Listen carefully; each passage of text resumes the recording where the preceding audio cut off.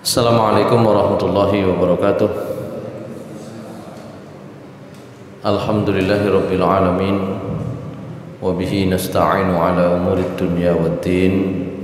Wassalatu wassalamu ala asyrafil anbiya'i wal mursalin nabiyina Muhammadin wa ala alihi wa sahbihi ajma'in. Amma ba'du. Ma'asyiral muslimin rahimakumullah, jamaah salat maghrib dan jamaah kajian rutin Masjid Al-Ikhlas Ketimang Wonoayu yang dimuliakan Allah Subhanahu wa taala, kita lanjutkan pembahasan kita di perkara-perkara yang disunnahkan untuk berwudu, ya. Jadi apa saja hal-hal yang kemudian kita kerjakan dan wudu itu menjadi sunnah yang dicontohkan oleh Rasulullah SAW atau disampaikan oleh beliau. Di pertemuan sebelumnya, perkara-perkara amalan-amalan yang disunnahkan berwudu itu, yang pertama tentu saja adalah ketika berzikir, ya, yang pertama. Hadisnya itu Rasulullah SAW tidak mau menjawab salam kalau belum selesai wudu. Di tengah-tengah berwudu beliau disapa orang, disalami orang, diucapkan salam kepada beliau oleh seseorang, beliau tidak menjawab, dan kemudian setelah selesai berwudu baru beliau menjawab bahwa tidak ada yang menghalangi beliau untuk menjawab salam seseorang kecuali karena memang tadi belum selesai berwudu, belum dalam keadaan suci. Itu yang pertama. Yang kedua yang juga sudah dibahas adalah ketika akan tidur, ya, ketika akan tidur. Ketika akan tidur inilah Rasulullah SAW memberikan kepada kita tuntunan. Beliau Nabi Muhammad SAW menyampaikan, "Iza ataita madja'aka fatawadda wudu'aka lis-shalah thumma taji' ala shikkikal ayman thumma qul Allahumma aslamtu nafsi ilaika wa wajjahtu wajhi ilaika wa fawwadtu amri ilaika wa alja'tu dhahri ilaika raghbatan wa rahbatan ilaika la malja'a wa la manja'a minka illa ilaika Allahumma amantu bi kitabikal ladzi anzalta wa nabiyyakal ladzi arsalta." Itu yang kedua. Yang ketiga, sudah yang ketiga? Belum. Yang ketiga itulah yang akan kita lanjutkan pembahasannya. Jadi wudu itu sunnah dilakukan, yang nomor 3, ketika dalam keadaan junub, gitu ya. Yustahabbul wudu lil junubi, disunnahkan berwudu bagi orang yang sedang junub. Maksudnya bagaimana? Orang yang dalam keadaan junub, idza arada ay ya'kula aw yashraba aw yu'awidal jima' li hadits Aisyah, khususnya orang yang junub disunnahkan berwudu itu apabila mau makan, mau minum, atau mau mengulangi jima. Berdasarkan hadis yang diriwayatkan dari Aisyah radhiyallahu anha, beliau menceritakan, kana Nabi sallallahu alaihi wasallam idza kana junuban fa arada ay ya'kula aw yanama tawaddoa. Adalah Nabi sallallahu alaihi wasallam apabila beliau dalam keadaan junub kok mau makan, mau minum, atau mau tidur. Tawaddu'a, beliau berwudu.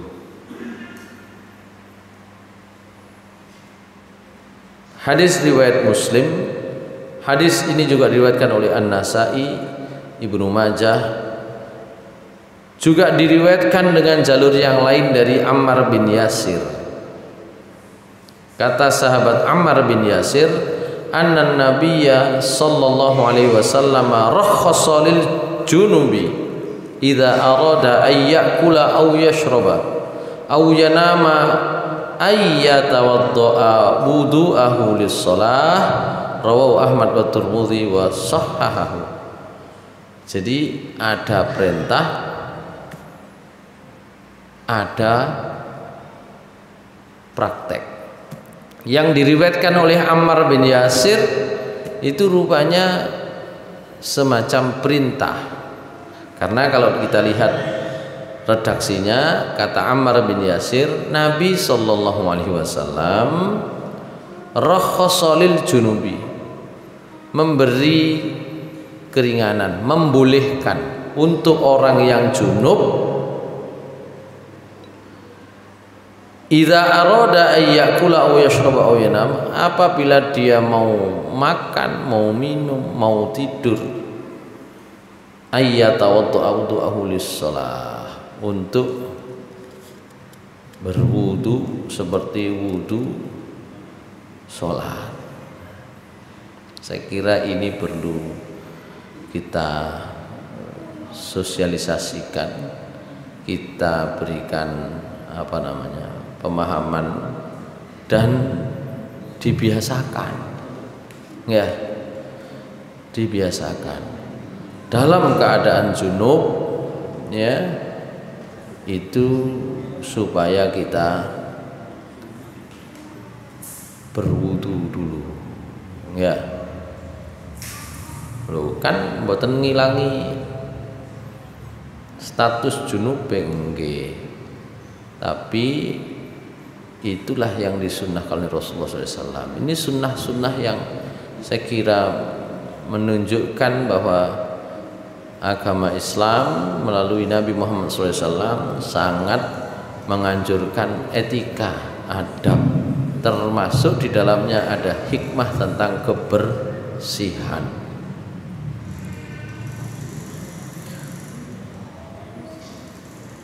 Hadis yang lain dari Abu Sa'id Al-Khudri dari Nabi sallallahu alaihi wasallam, beliau bersabda, "Idza ata ahadukum ahlahu summa arada ay ya'uda falyatawadda."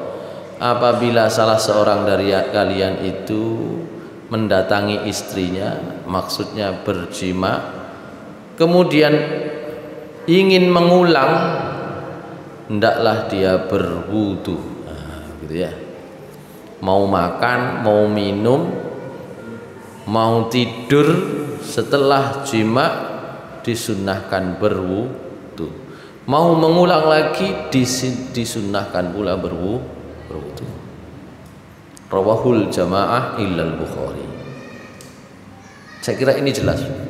Hadis-hadisnya jelas, statusnya sahih. Gitu ya. Disunnahkan berwudu bagi mereka yang dalam keadaan junub. Intinya itu, mau aktivitas apa saja silahkan, ya, dilanjutkan tidur silahkan, mau makan silahkan, mau minum silahkan, wudu dulu. Nah, begitu ya. Saya kira nomor 3 jelas.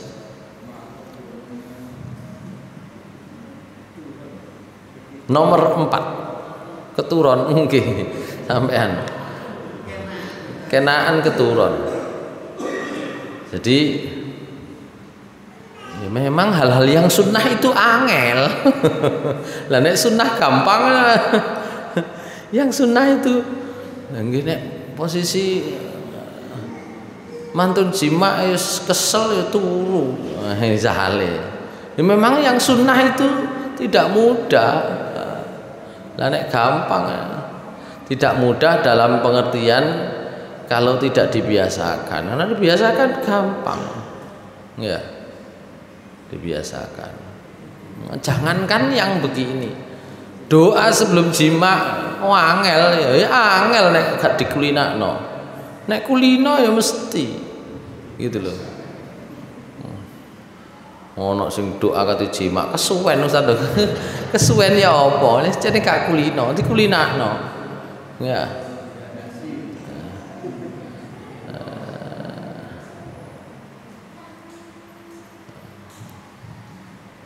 Baik. Dan doa itu yo diucapkan. Paling enggak gawe ngelingno. Nek sing suami lupa, nek istrine eling dadi ngelingno sing lanang. Nah, begitu pula sebaliknya. Diucapkan dalam hati ya apa ya napa donga niku diucapkan gitu ya. Baik, itu yang ketiga.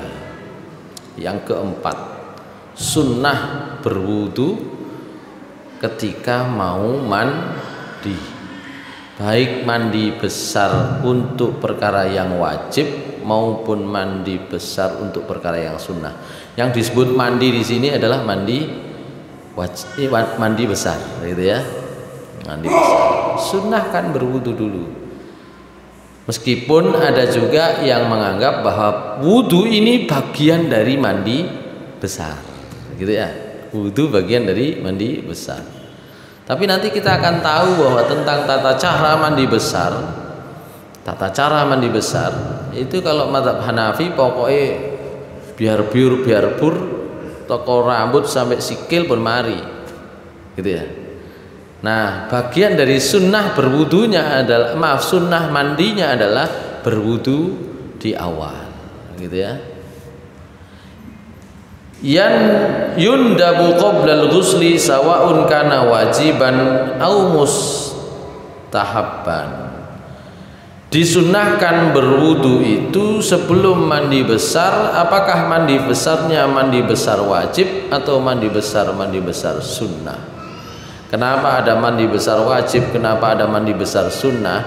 Itu nanti terkait misalnya dengan mandi Jumat. Mandi Jumat itu oleh sebagian mazhab itu dihukumi sunnah, nah, gitu ya. Meskipun perintah Nabi juga jelas tentang itu ya. Dan kita akan tahu antara dua orang sahabat besar namanya Umar bin Khattab dan Utsman bin Affan itu rame gara-gara mandi besar ini. Terjadi pada masa Umar bin Khattab. Pada masa Umar bin Khattab yang khutbah mesti Umar. Nek biyen enak. Ya, masjid gak akeh, kabeh moro nang Masjid Madinah, Masjid Nabawi. Dari daerah-daerah kalau Jumatan datang lebih awal ya ke Masjid Nabawi. Jadi khotibe gak perlu akeh-akeh. Kayak saniki bingung ngatur khotib. Umar bin Khattab yang khutbah. Umar bin Khattab tengah-tengah khutbah, Utsman bin Affan datang terlambat. Wah. Ya. Langsung ditegur oleh Umar bin Khattab. Ya, ayu sa'atin hadhihi. Sampeyan karo saiki jam piro? Ngoten. Jadi tengah-tengah khutbah Utsman teko terlambat. Khatib sudah bicara. Langsung ditegur. Sampeyan karo saiki jam piro? Nah, gitu kata Umar bin Khattab. Kata Utsman bin Affan, iya hari ini ya daganganku rawame kait isok berangkat. Bahkan saya belum sempat mandi besar. Oh, tenang jadi Utsman bin Affan. Sampai teko terlambat dan juga belum mandi. Tidakkah sampean tahu Rasulullah SAW memerintahkan? Nah, itu menunjukkan bagi sebagian mazhab bahwa mandi Jumat itu sunnah. Dalam pengertian kalau tidak mandi pun tidak sampai batal, bukan syaratnya sholat Jumat gitu.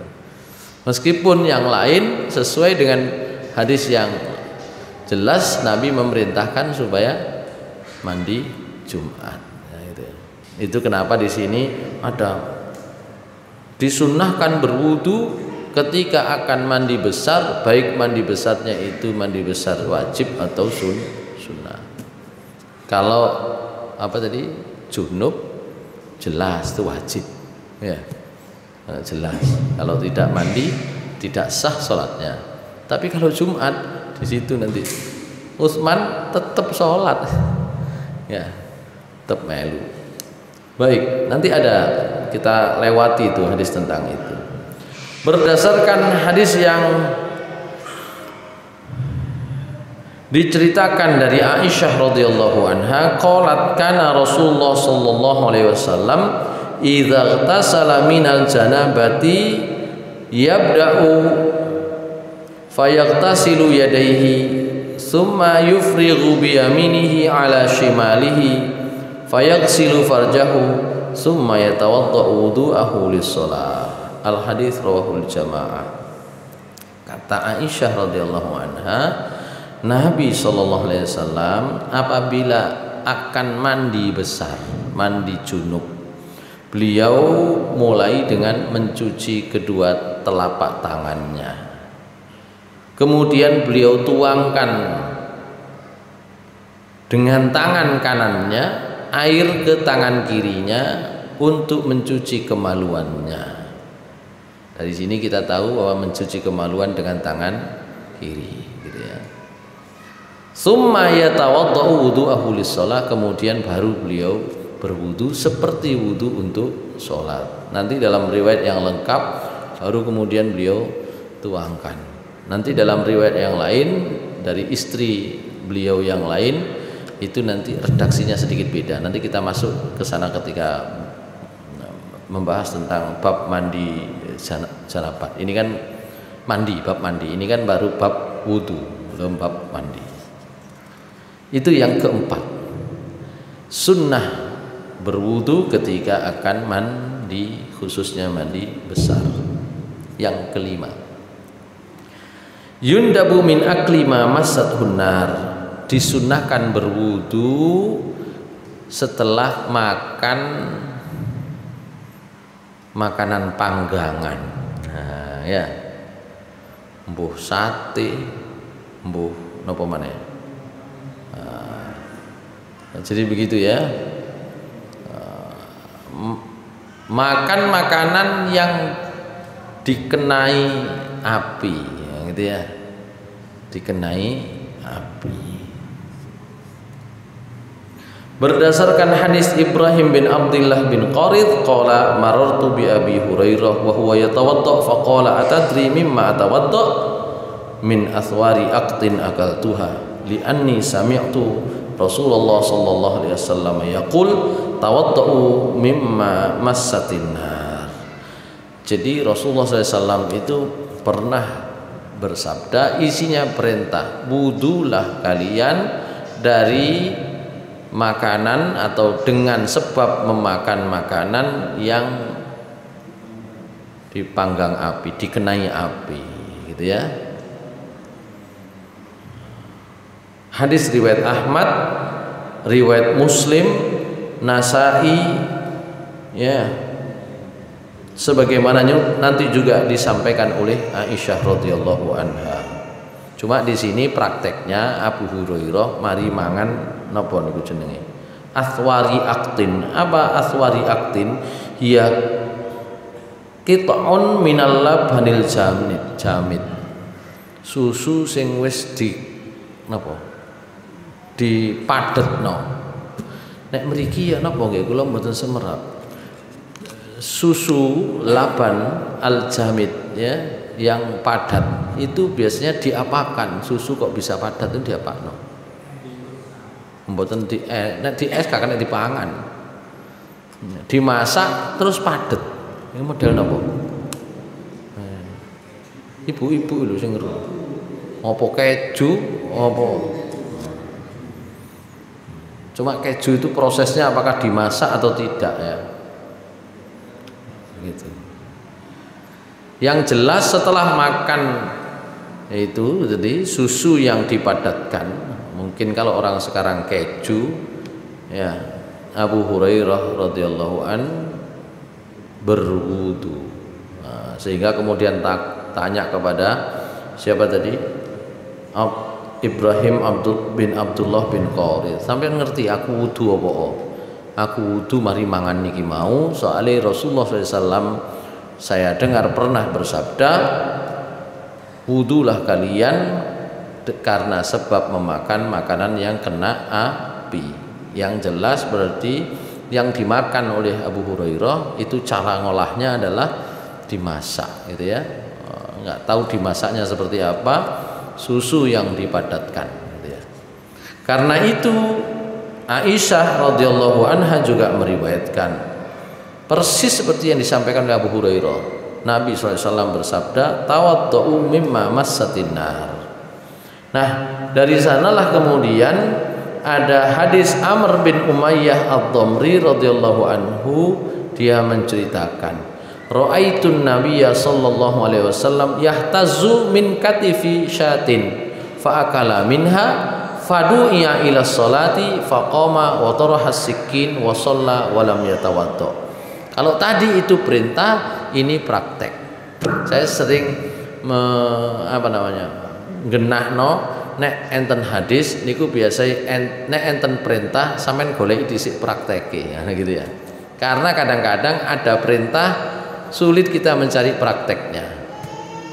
Kalau sudah ada perintahnya, ada prakteknya, itu lebih gampang untuk ditiru. Kalau ada perintah saja, prakteknya dari Nabi itu belum muncul, itu nanti pasti banyak pendapat, gitu ya. Kata sahabat Amr bin Umayyah ad-Dhamri radhiyallahu an, saya pernah melihat Nabi sallallahu alaihi wasallam napa istilahnya ngiris katifi syatin, ya, sampile wedhus nek mangan niku, nek sampean kan diketoki cilik-cilik ya.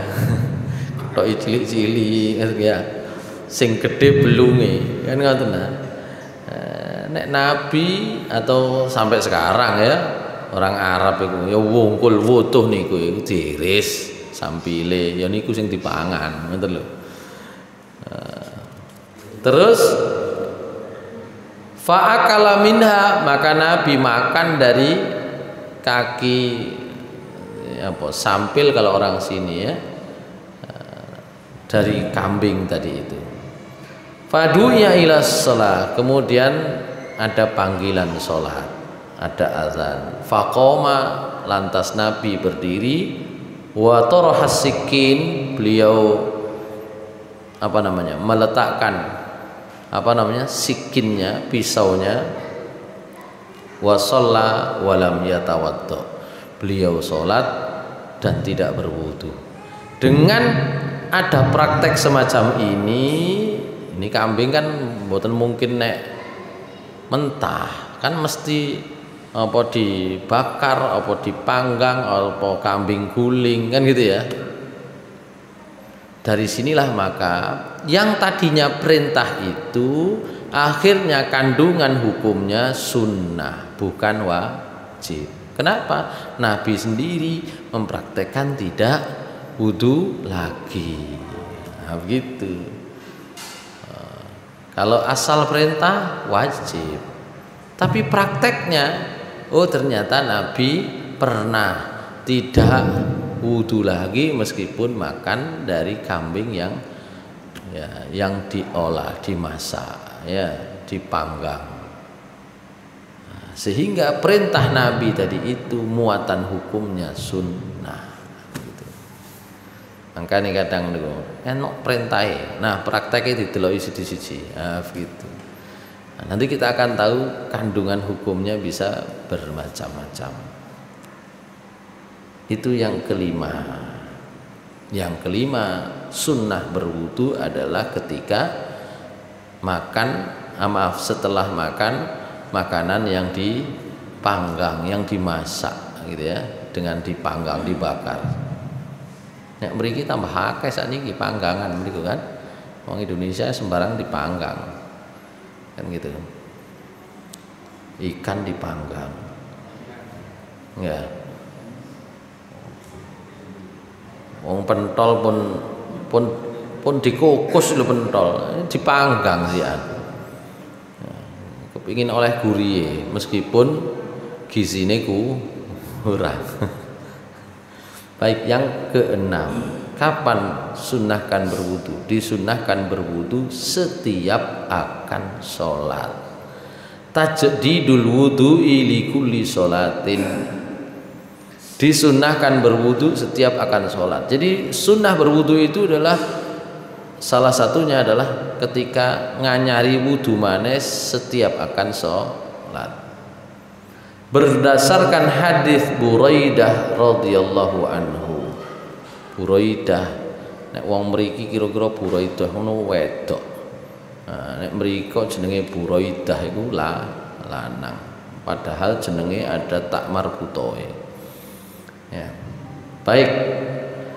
Dia menceritakan kanan Nabi sallallahu alaihi wasallam adalah Nabi sallallahu alaihi wasallam ya tawaddau inda kulli salatin, berwudu setiap akan salat. Falamma kana yaumul fathi tawaddaa wa masaha ala khuffaihi wa shallas shalawat bi wudu'in wahid.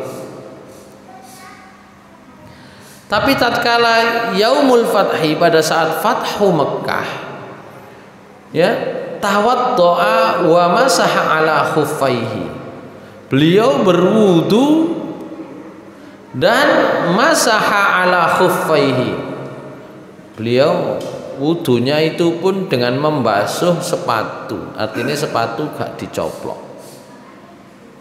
Wa shallas shalawat bi wudu'in wahid, dan beliau sholat beberapa kali sholat itu dengan satu kali wudu saja.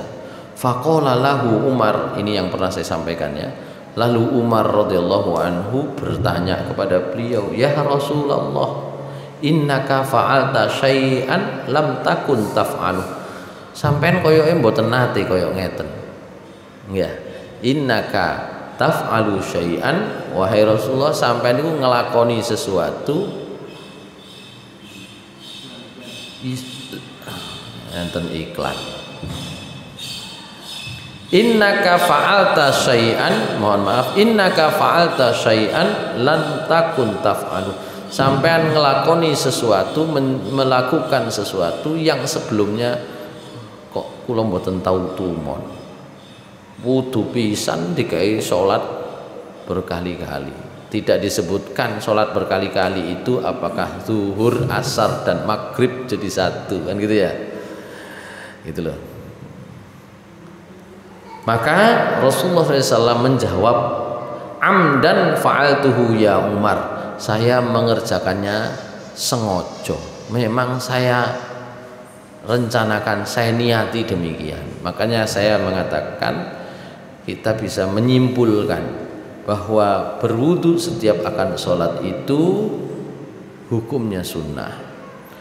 Tapi selama tidak batal kemudian hanya berwudu satu kali untuk beberapa sholat, itu tetap sah. Ada namanya afdoliyah, ada namanya syarat minimal. Afdolnya berwudu setiap akan sholat. Tapi kalau ternyata kita menggunakan satu kali wudu selama belum batal, sah sholatnya. Ini kan ecok, memberi solusi bagi kita yang barangkali punya aktivitas yang berdekatan, berdempetan, ya, dan kemudian maraton sifatnya, selama tidak batal, gitu ya. Kalau saya di pondok dulu memang sengaja batal, ngentutan arek pondok niku.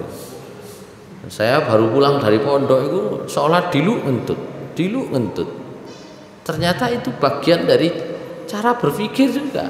Apa yang kita pikirkan itu bisa kejadian. Saya enggak dulu kan nek mulai teko pondok sik masjid mriko sik suwe mulai teko pondok.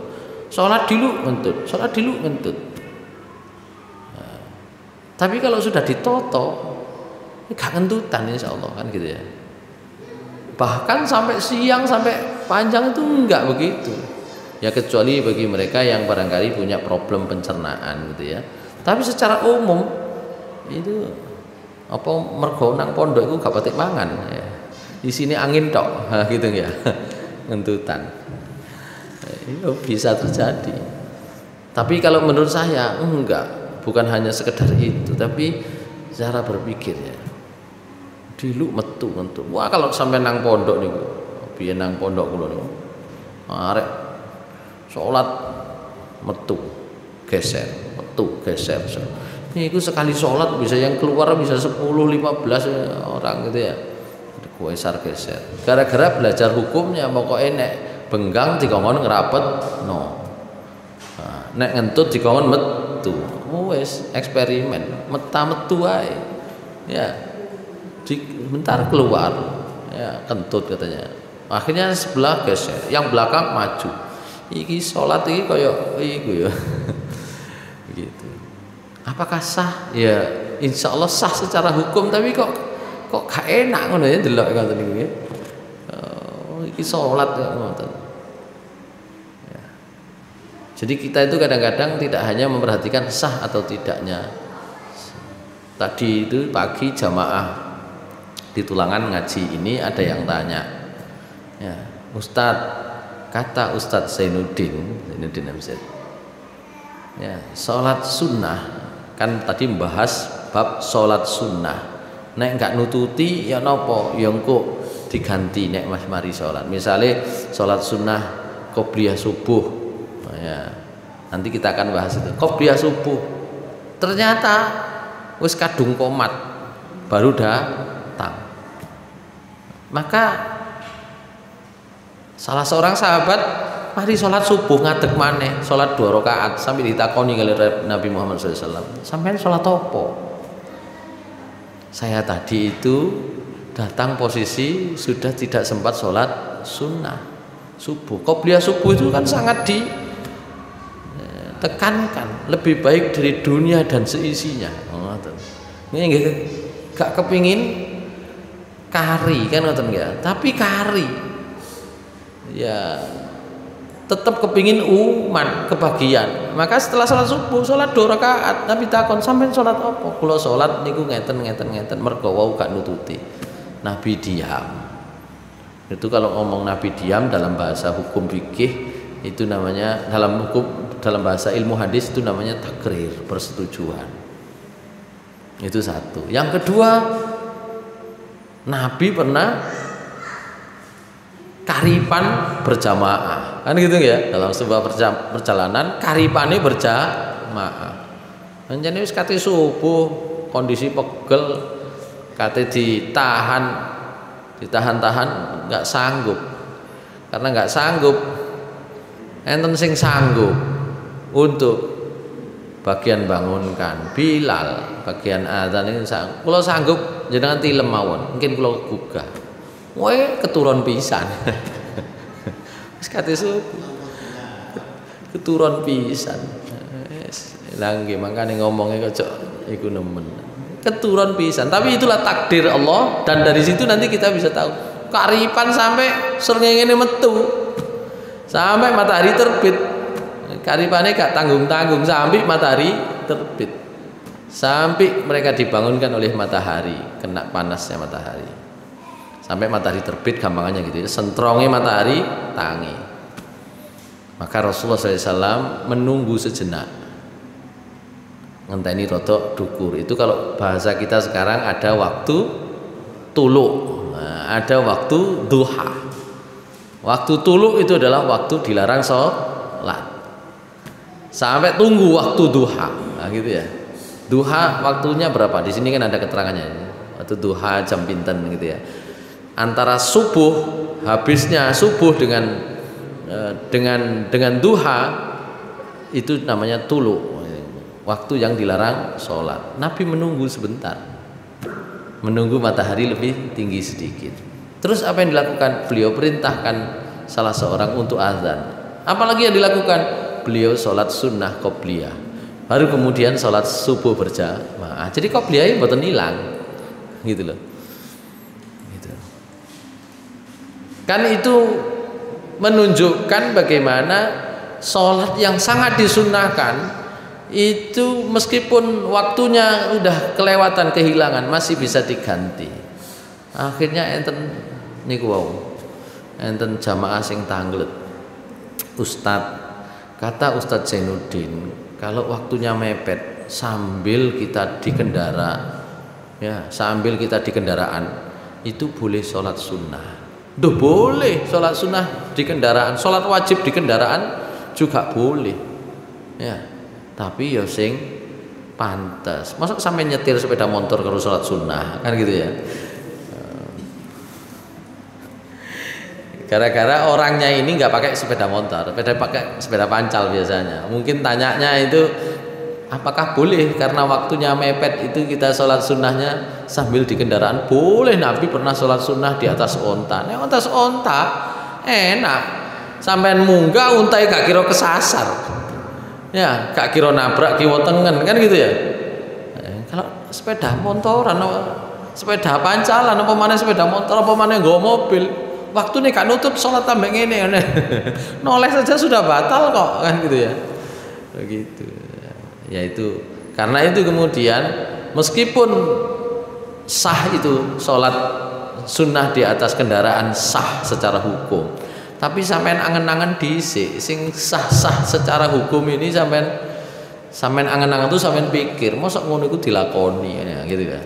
Kalau sampean ada di belakang supiri terus kene, waduh sholat sunnah gak nututi ki nek nang masjid sholat sunnah sambil di kendaraan silakan kan gitu ya.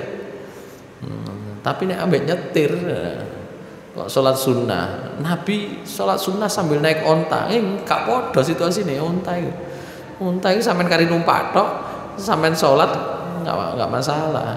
Lah nek nyetir mobil sampean tinggal sholat ya masalah kan gitu ya. Baik, itu makanya perlu kita mengetahui mana yang afdol, mana yang utama, mana yang syarat. Syarat itu ya kita lakukan sepanjang memang kita tidak bisa melakukan yang lebih daripada itu. Tapi kalau lebih dari yang disyaratkan kita bisa lakukan, ya kita lakukan di atasnya, kan ngoten ya. Jangan karena wudu itu kan pokoknya gak batal, sedino gak wudu terus ya. Kan eman oleh sunnah sampean kan gitu loh maksud saya. Yang disunahkan dalam hal berwudu adalah memperbarui wudu ketika akan sholat. Ya, prakteknya gini wow, paling enggak setiap 5 waktu sholat itu ya kita berwudu gitu. Baik, itu yang hadis yang diriwayatkan oleh Buraidah radhiyallahu anhu.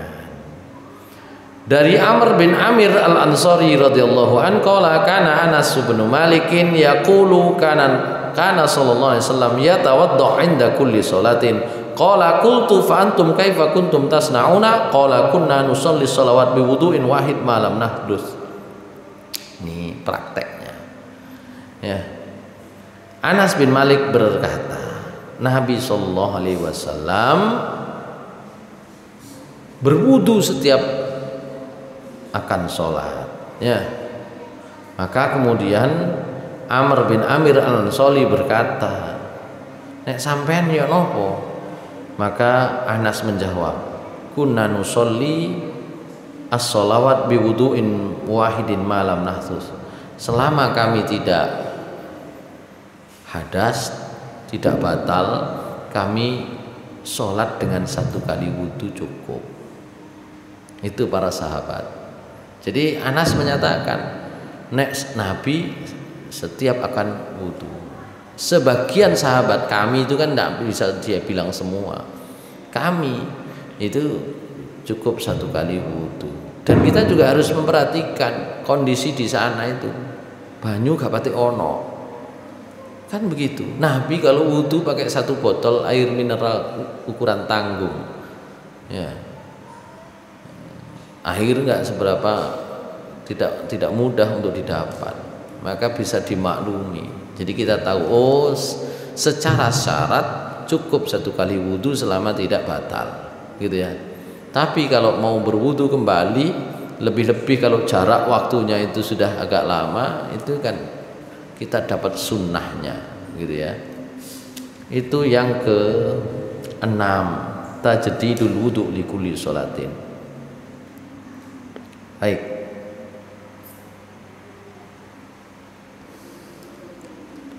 Di dalam riwayat yang lain Ibnu Umar radhiyallahu anhuma berkata, Rasulullah SAW pernah bersabda, man tawaddu'a ala tuhrin kutiba lahu asyara hasanatin. Siapa yang wudu lagi meskipun dalam keadaan masih suci, maka dicatat baginya 10 kebaikan.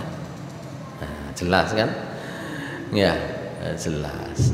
Kalau tadi praktek-praktek saja. Tadi itu kan praktek-praktek. Nabi pernah sekali berwudu untuk sekian kali sholat. Umar tanya, kok mboten biasa? Iya, sengaja. Terus Anas meriwayatkan, praktek Nabi wudu setiap sholat. Sementara sahabat praktek sebagian itu cukup 1 kali wudu untuk beberapa sholat. Nah, ini ada sabda Nabi. Rasulullah bersabda, siapa yang berwudu, man tawaddu'a ala tuhrin, siapa berwudu padahal masih dalam keadaan suci, kutibalahu asyara hasanatin, maka akan ditulis baginya 10 kebaikan. Jadi semakin jelas, oh, memperbarui wudu itu sunnah. Itu yang keenam dan yang terakhir. Nah, ada beberapa hal yang bisa kita ambil pelajarannya di sana terkait dengan pembahasan wudu, yaitu al-kalamul mubah asna al-wudu mubahun walam yarid fi sunnah ma yadullu ala man'ihi. Ini namanya istimbat, kesimpulan. Kata Said Sabiq, ngobrol selama berwudu asalkan ngobrol obrolan yang bagus itu tidak membatalkan wudu. Nah, gitu ya. Karena tidak ada dalil yang melarang. Cuma kemarin kita sempat bahas jawab salamai Nabi boten, gitu ya. Maka kalau saya berpendapat tetap disunnahkan selama berwudu tidak ngobrol. Tutup no wudune baru ngomong, kan ngoten ya. Nah, gitu. Meskipun secara hukum tidak membatalkan wudu.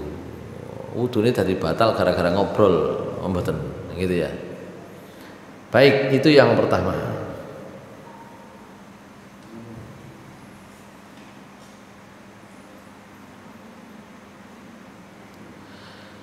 Yang berikutnya, lau syakkal mutawaddi fi adadil ghuslat yubni alal yakin wa huwal aqal. Kalau wong wudu iku ragu, iki mang aku ping pira ya. Nah, basuh wudu minimal sekali, disunahkan 2 kali 3 kali. Kalau kemudian ragu iki mang ping pira, maka yakinnya berapa. Ini karena menggunakan rumusan yang sederhana, gitu ya. Rumusannya adalah kita diminta oleh Rasulullah SAW untuk menghilangkan keraguan dan mendahulukan yang yakin, gitu ya. Maka kalau lupa kimang wudune ping pira, maka yang yakin berapa kali? 1 kali, ya berarti berikutnya yang kedua. Yang yakin 2 kali, berarti yang berikutnya yang ketiga. Dicari yang paling minim. Nanti bab lupa waktu sholat juga akan begitu.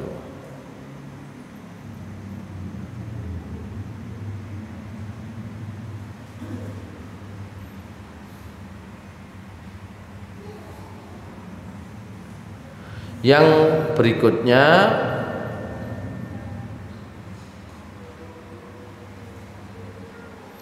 al-mustahadatu wa man bihi silsu baulin au infilati rihin au ghairi dzalika minal a'zar yatawaddauna likulli sholatin idza kana al-uzru yastaghriqu jami'al waqt au kana la yumkinu dhabtuhu wa tutabaru sholatuhum sahihatan ma'a qiyamil uzri. Orang yang istihadah kan keluar terus haidnya. Orang yang ngentutan gak iso nahan, dilu ngentut. Pokoknya ngentut terus dan itu terus ngoten lho. Ini jadi penyakit yang ini. Atau pipisan. Dulu pipis. Meskipun tidak banyak, keluar sedikit. Maka dibolehkan untuk tetap sholat dengan posisi ketika akan sholat berwudu, meskipun kemudian nanti keluar tetap sah, gitu ya. Nek posisi ini sepanjang waktu, nek cuma kira-kira dinteni sak jam pun mari, bukan itu maksudnya. Enten wong istihadah, kalau istihadah kan sepanjang hari kan gitu ya, metu terus. Maka silahkan berwudu meskipun dalam posisi keluar tetap sah ibadah sholatnya. Nek ngentut terus, dulu ngentut, bentar lagi kentut lagi, atau pipis sedikit terus gitu. Kalau itu sepanjang hari, maka cukup dengan satu kali wudu ketika akan sholat, ya, meskipun nanti di tengah-tengahnya keluar misalnya, karena sudah tidak bisa mengontrol lagi, sah sholatnya. Nah, gitu. Biasanya nek wis wong ngeten niki, kecuali yang istihadah, wong sing ngeten niki, ngentut gak iso ditahan, pipis gak iso ditahan, koyok wong nang rumah sakit, kan gitu ya. Nek wong sing normal melaku ngene iki nggak mungkin begitu biasanya, kan gitu ya. Nah, kalau di rumah sakit kan nggak, sampean gawe kateter, kapan roh nek iku pipis ambek boten, itu terus otomatis. Bagaimana sholatnya? Pokoknya mau sholat, kalau nggak bisa wudu tayamum, setelah itu sholat meskipun dengan keadaan itu boleh, kan gitu ya. Gitu. Itu beberapa hal yang terkait dengan wudu. Kemudian ada bab juga tentang apa namanya? Al-mashu 'alal khuffaini. Saya kira sudah kita bahas sebenarnya ya. Membasuh bagian atas sepatu. Nah, saya kira sudah beberapa kali saya singgung, untuk misalnya wak polisi sepatune dukur ya, taline sampai atas, susah ngelepasnya padahal sebentar lagi harus, maka boleh untuk tidak melepas sepatunya ketika berwudu, cukup diusap bagian atasnya. Dalilu masyru'iyatihi, dalil dibolehkannya. Sabatal mashu 'alal khuffaini bis sunnati sahihati tsabitati an Rasulillah sallallahu alaihi wasallam. Qala An-Nawawi ajma'a man yu'taddu bihi fil ijma' ala jawazil masyi 'alal khuffaini fis safar wal hadar sawa'un kana li hajatin aw ghairiha hatta lil mar'atil mulazimah waz zaminul ladzi la yamshi. Wa inna ma ankarathu syi'atu wal khawarij wa la yu'taddu bi khilafihim. Wa qala al-Hafidz Ibnu Hajar fil Fathil Bari wa qad sarha jam'un minal khuffat jam'un minal khuffat bi anna al-mas'a 'alal khuffaini mutawatirun wa jama'a ba'dhum ruwatahu fajawazu ats-tsamanina minhum al-ashraf intaha. Jadi dalil tentang membasuh di atas sepatu itu oleh sebagian ahli hadis disebut sangat mutawatir, hadisnya mutawatir, jadi boleh ya. Wa aqwal ahaditsu hujjatan fil masih marwahu Ahmad wa Syaikhani wa Abu Dawud wa Tirmidzi an Hammam an-Nakhai. Hadis yang paling sahih tentang ini adalah yang diriwayatkan oleh Imam Ahmad, Bukhari dan Muslim, Abu Dawud dan Tirmidzi dari sahabat Hammam an-Nakhai qala bala Jarir bin Abdullah thumma tawaddaa masala khuffaihi faqila taf'alu hadza wa qad bulta qala na'am ra'aitu Rasulullah sallallahu alaihi wasallam bala thumma tawaddaa masala khuffaihi. Jadi ada sahabat Hammam an-Nakhai menceritakan Jarir bin Abdullah pernah pipis kemudian wudu, dan setelah pipis wudu ternyata tidak dilepas sepatunya, berarti pipisnya juga tidak dilepas sepatunya. Maka beliau mengusap di atas kedua sepatunya. Terus ada yang tanya, loh sampean mang pipis tapi kok wudunya mek ngono tok, enggak dicuci kakinya? Qala na'am, iya betul, saya pernah melihat Rasulullah SAW melakukan hal yang demikian. Beliau berwudu, kemudian beliau pipis, kemudian beliau berwudu, dan beliau mengusap di atas kedua sepatunya, gitu ya. Hadirin yang dimuliakan oleh Allah Subhanahu Wa Taala, itu babnya selesai itu. Jadi nggak harus ada uzur apa saja. Pokoknya nek sepatuan gak kepingin Pak Madris ya nang kantor, gak kepingin nyoplok sepatu misalnya. Ya. Tapi memang harus memperhatikan ya, cara pipisnya supaya tidak ini ya, tidak ya apa caranya tidak kena cipratannya gitu ya. Baik itu cipratan di celana, di sepatu atau itu yang penting ya. Yang penting itu. Tapi setelah itu kemudian wudu tanpa melepas sepatu, tidak ada masalah. Mungkin ini berguna khususnya bagi mereka yang punya aktivitas tidak biasa ya, tidak dalam kehidupan di sini. Napa sing dadi pembina pramuka, ya polisi sing dinas sedinoan gitu kan. Nah, tapi tetap ketika pipis harus memperhatikan adabnya supaya tidak sampai ada tertinggal cipratannya. Baik, itulah pembahasan kita tentang wudu dan kemudian tadi al-mashu alal khuffaini. Dan dari sana sebagian ulama juga membolehkan al-mashu alal jawrabaini ya. Yang dibasuh itu termasuk di atas kaos kaki gitu ya. Maksudnya di atas kaos kaki itu bukan kaos kaki di atasnya, bukan itu, tapi di bagian kaos kakinya itu. Jadi kalau al-mashu alal khuffaini itu ya sepatunya bagian atas yang dibasuh ya.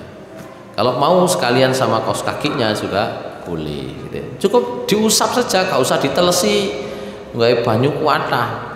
Jadi al-mashu itu syaratnya adalah tangan posisi basah pun toh, bukan posisi nyiduk air. Tangan posisi basah terus diusapkan itu al-mashu. Kalau tangan posisinya mengambil air kemudian digosokkan itu sudah mencuci namanya ghuslun. Kalau mashu tangan posisi basah diusapkan itu al-mashu. Baik, yang ketiga, syurutul mashi alal khuffi wa ma fi ma'nahu. Yustaratu li jawazil mashi ayyal bisal khuffa wa ma fi ma'nahu min kulli satirin ala wudu'in li haditsil Mughirah bin Syu'bah qala kuntu ma'an nabi sallallahu alaihi wasallam zata lilatin fi masirin fa afraqtu alaihi minal idawah fa ghasala wajhahu wa dhira'ihi wa masaha bi ra'sihi thumma ahwaitu li anzi'a khuffaihi fa qala da'ha fa inni adkhaltuhuma tahirataini fa masaha alaihima. Tapi tetap syaratnya ya sebelum sepatonan wudu sempurna, begitu syaratnya. Suatu saat siapa tadi? Mughirah bin Syu'bah radhiyallahu an melakukan perjalanan bersama Nabi Muhammad SAW. Kemudian saya menuangkan air untuk berwudu bagi Nabi. Kemudian beliau cuci wajahnya, beliau cuci kedua tangan sampai sikunya, kemudian beliau usap kepalanya, kemudian ahwaitu li anzi'a khuffaihi, saya sodorkan tangan saya mau lepas sepatunya Nabi. Faqala, Nabi mengatakan da'huma jarno, kau usah dicoplok sepatuku. Fa inni adkhaltuhuma tahirataini, saya tadi waktu make posisi saya sudah suci. Jadi mboten napa-napa. Nah, syaratnya ketika mau bepergian, mau pakai sepatu, apa meneh lengkap, itu wudu dulu. Itu syaratnya.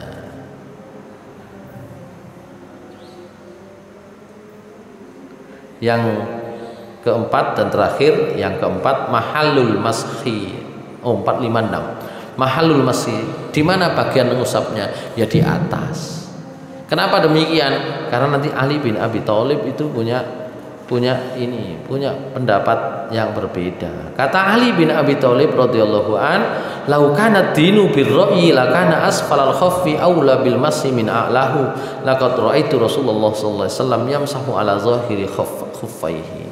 Kata Ali bin Abi Thalib, kalaulah agama itu murni harus rasional semua, mestinya ketika orang mengusap sepatu ketika berwudu itu sing paling pantas diusap bagian di sore. Mestinya sing kena telek, sing kena iku kan mendisori. Enggak, tapi saya melihat Rasulullah SAW ketika berwudu mengusap sepatunya, beliau usap bagian atasnya, punggung sepatu. Itu kata Ali bin Abi Thalib. Jadi tempatnya di mana? Punggung sepatunya, bukan di bawah. Nah, bahkan Ali bin Abi Thalib radhiyallahu anhu sampai mengatakan, kok seandainya agama itu murni kabeh di nalar kabeh, ya iku mestine sing nang disor luwih pantes diusap. Tauqitul mashi, ya batas waktu bolehnya mengusap. Muddatul masih alal khuffaini lil muqimi yaumun wa lailatun walil musafiri thalathatu ayyamin wa layaliha. Jadi Said Sabiq memberi kesimpulan, kalau bagi orang yang mukim kan nang di ya wis nang omah, oleh ya tidak melepas sepatu, mungkin orang sakit, kurang enak badan atau bagaimana, si isok wudu tapi nek balak-balik tadi gak enak misalnya, maka boleh ya tidak melepas itu sehari semalam gitu ya. Bukan dalam arti sakit yang kemudian rukhsah untuk apa namanya, untuk tidak wudu, tapi dengan ini ya orang yang mungkin nggak nyaman kalau tidak pakai sepatu misalnya ya, maka boleh asalkan waktunya sehari semalam. Kalau musafir 3 hari 3 malam. Sofwan bin Asal meriwayatkan, amarona yakni Nabi SAW an namsah alal khuffaini idza nahnu adkhalnahuma ala tuhrin thalathan idza safarna wa yawman wa lailatan idza qamna wa la nakhlahuma illa min janabatin. Hadis riwayat Imam Syafi'i, Ahmad, Ibnu Khuzaimah, Turmudzi, Nasai, dan hadis ini oleh Imam Turmudzi dianggap sebagai sahih ya. Apa kata Sofwan bin Asal? Kami oleh Nabi SAW diperintahkan untuk mengusap di atas sepatu kami apabila kami memasukkan kedua sepatu itu, memakai kedua sepatu itu dalam keadaan suci, itu salasan idza safarna, 3 hari kalau kita safar, wa yauman wa lailatan idza aqamna, sehari semalam kalau kami tidak safar tapi mukim, wala nakhlahuma illa min janabatin, kami diperintahkan tidak perlu melepasnya kecuali karena junub. Nah, gitu. Kecuali karena junub. Kalau hanya sekedar pipis, buang air besar, kentut, maka tidak apa-apa. Nah, ya. Cuma ya tetap sekali lagi, nek sampean pakai kloset duduk mungkin sik rada iso. Nek kloset jongkok, yo apa terusan, kan gitu ya. Kalau pada masa Nabi yang dipakai itu bukan kloset, jamban, jumbleng, cemplung ngoten tok. Kadek cemplung ya, gak ono jerone karo banyune, kan gitu ya. Ya, begitu blak-bluk ngoten. Ndak ada air kan nyiprat gitu loh. Lo kan mesti pipis, ya pipisnya ada di jumbleng iku mau, kan gitu ya. Nek mriki mboten enten jumbleng. Kula nek biyen sik nang pundi Jember niku sik enten jumbleng. Ya, sampai zaman kene wis kloset kono sik jumbleng niku sik enten. Ngoten lho. Karena itu antara tempat buang air besar dengan tempat bersuci itu gak podo. Dan buang air besar bersucinya kalau nggak ada air, kalau ada air sedikit saja dipakai. Kalau nggak ada air, watu. Dadi iki kering kabeh. Model wong sakniki nggawe tisu. Nggih. Makanya sampai nek numpak pesawat gak kulino ngono gak enak, banyu disiramno kan gitu ya. Padahal dengan apa namanya istinja kering itu juga dilakukan oleh Nabi gitu ya. Ya di samping karena sulit air kan gitu ya, tapi juga karena kondisinya begitu. Nek sampean mriki nek mboten kena banyu gak enak. Nggih. Baik, itu waktunya.